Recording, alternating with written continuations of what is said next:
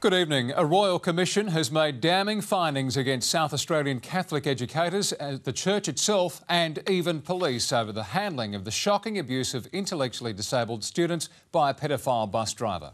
Alice Monfries has been examining the findings and joins me live. Now, Alice, these failures left a predator at large for far too long.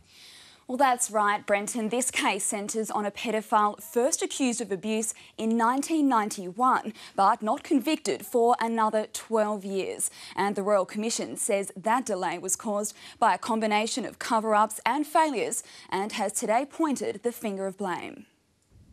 Notorious paedophile Brian Perkins already had a criminal record for sex offending when he was hired as a bus driver at Marion St Anne's Special School. He was also allowed to take disabled students home for respite care.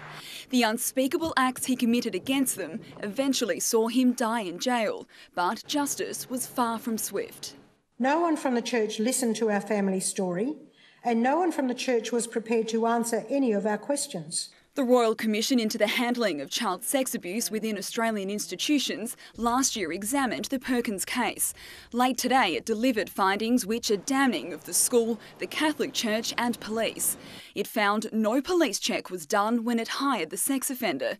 Perkins wasn't supervised, and there were no checks on respite carers.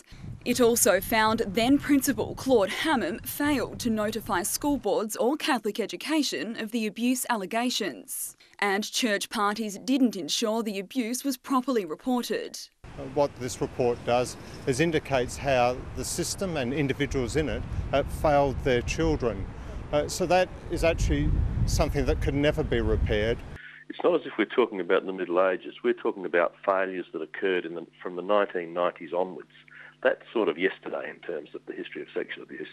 Police also called to account the Commissioner finding that among the blunders was a failure to issue an arrest warrant or extradite Perkins after he fled to Queensland, which meant it took more than a decade to convict him, and that police failed to warn the school community in case there were more victims. The Catholic Church criticised for not following its own procedures and the payments of so-called gifts to families. Now, SA Police issued a statement a short time ago admitting its response in the Perkins case had been mishandled and that it has since overhauled and improved how such cases are dealt with. The Catholic Church has said it hasn't yet received the findings. Brenton? All right, Alice, thank you.